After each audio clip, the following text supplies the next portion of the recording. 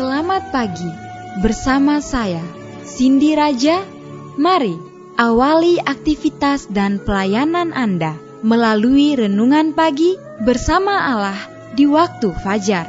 Dengan doa dan bimbingan darinya, kita dapat diyakinkan bahwa pada hari yang mulia itu, ketika Yesus kembali untuk mengklaim miliknya, bahwa kita akan menunggunya di sana dengan tangan terbuka dan disambut ke hadiratnya yang kekal. Ditulis oleh Ellen G. White bersama Pendeta Denny Kanajo.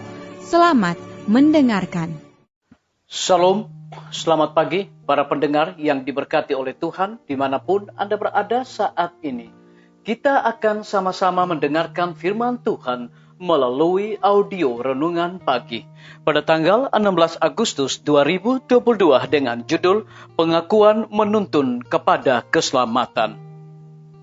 Sebelum kita melanjutkan bacaan renungan kita pada pagi hari ini, kembali saya mengajak semua para pendengar yang setia untuk berdoa bersama-sama. Bapa kami yang bersemayam di dalam takhta kerajaan sorga, terima kasih Tuhan Yesus, karena kasih dan rahmat Tuhan begitu besar bagi kehidupan kami, lebih khusus panjang malam di dalam pembaringan kami.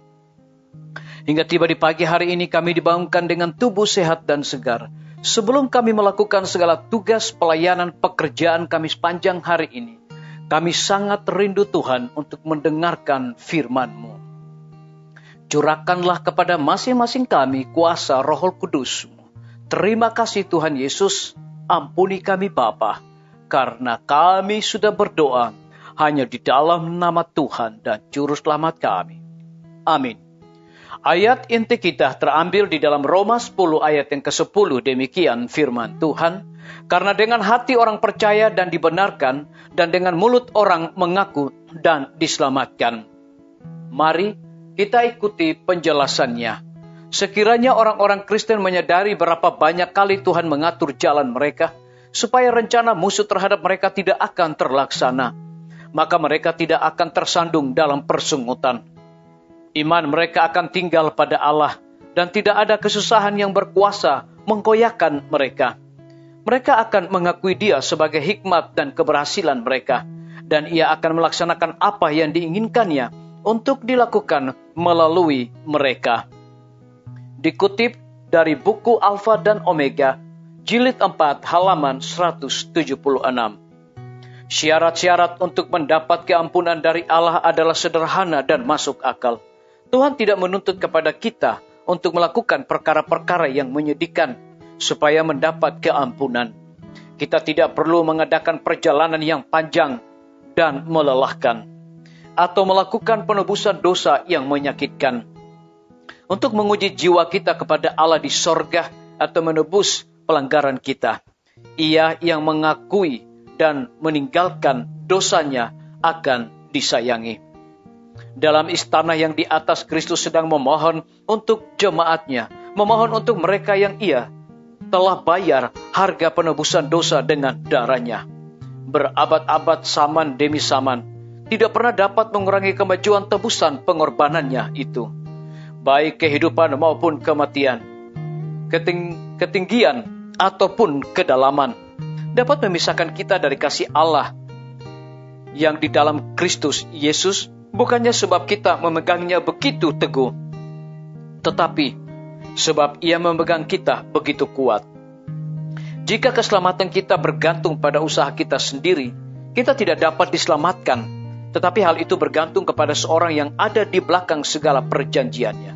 Pegangan kita kepadanya tampak lemah, tetapi kasihnya adalah dari seorang saudara yang tua. Selama kita pertahankan persatuan kita dengan Dia, tidak seorang pun dapat merampas kita dari tangannya. Disalin dari buku Alfa dan Omega, jilid 7, halaman 466 dan 467. Biarlah pembacaan renungan kita saat ini akan menjadi berkat bagi kita semua. Mari kita tunduk kepala dan kita berdoa. Bapa kami yang bersemayam di dalam takhta kerajaan sorga, terima kasih Tuhan Yesus oleh karena kasih dan rahmat-Mu begitu besar bagi hidup kami. Lebih khusus kebenaran firman-Mu di pagi hari ini memberikan kekuatan, mendatangkan berkat dan sukacita bagi hidup kami. Lebih daripada itu memberikan satu penekanan. Sekiranya orang-orang Kristen menyadari berapa banyak kali Tuhan mengatur jalan mereka, supaya rencana musuh terhadap mereka tidak akan terlaksana, maka mereka tidak akan tersandung dalam persungutan. Terpujilah nama Tuhan. Pada pagi hari ini hamba berdoa untuk pemerintah kami. Tuhan memberkati Bapak Presiden bersama Wakil Presiden, para menteri dan seluruh stafnya. Bapak Gubernur bersama dengan wakil, Bapak Wali Kota bersama wakil, Bapak Bupati bersama wakil, camat dan seluruh stafnya, kepala desa, lurah, RT, RW, dimanapun mereka berada saat ini. Kiranya Tuhan lindungi pelihara mereka, curahkan hikmat pengetahuan sorga, agar dapat menjalankan roda pemerintahan di tengah-tengah pandemi dan kesukaran hidup saat ini, boleh sesuai dengan apa yang Tuhan kehendaki. Kami menyerahkan pimpinan-pimpinan organisasi gereja Tuhan dari tingkat yang tertinggi sampai kepada gembala jemaat saat ini dimanapun mereka berada. Mereka membutuhkan kuasa Roh Kudus dalam pelayanan mereka. Kami berdoa untuk para tim medis. Tuhan berkati dokter, perawat, bidan, semua para pekerja kesehatan yang sedang melayani di setiap rumah sakit, puskesmas, pustu, hikmat dan pengetahuan sorga, roh dedikasi yang tinggi yang berasal daripada Tuhan dicurahkan kepada masing-masing mereka. Lebih daripada itu kami berdoa untuk kelanjutan pembangunan Rumah Sakit Advent Palangkaraya, Rumah Sakit Advent Kupang. Tuhan curahkan hikmat pengetahuan sorga untuk para panitia, para tukang, dan juga material yang mereka gunakan untuk dapat menyelesaikan bangunan tersebut selesai tepat pada waktunya. Lebih daripada itu kami menyerahkan hamba-Mu Dr. Raymond ke dalam tangan kasih rahmat Tuhan. Curahkan hikmat pengetahuan sorga untuk melaksanakan tugas dan tanggung jawabnya. Kami juga berdoa untuk lembaga-lembaga pendidikan, guru-guru, kepala sekolah, dan juga siswa, mahasiswa, dan para dosen di setiap lembaga pendidikan. Biarlah melalui hikmat sorga, mereka mendidik anak-anak untuk memiliki karakter Yesus Kristus. Kami juga menyerahkan TNI, Polri, PNS, wira swasta, petani, pedagang, nelayan, ojek online, dan saudara-saudara kami yang ada di dalam penjara. Hiburkan mereka Tuhan, tuntun mereka, pegang tangan mereka, dan cukupkan segala kebutuhan mereka. Kami juga berdoa untuk para pendengar yang setia, yang berulang tahun saat ini dimanapun mereka berada. Dengan bertambahnya usia yang Tuhan percayakan dalam hidup mereka, mereka juga selalu bersyukur dan melayani Tuhan senantiasa. Yang berada di dalam kebimbangan ketidakpastian hidup, Tuhan berikan iman yang teguh untuk mereka terus berharap, bersandar hanya kepada Tuhan Yesus. Terima kasih Bapa yang baik, dengarlah doa kami Tuhan, dan mau mengampuni segala dosa kami, karena kami sudah berdoa hanya di dalam nama Tuhan dan Juru Selamat kami.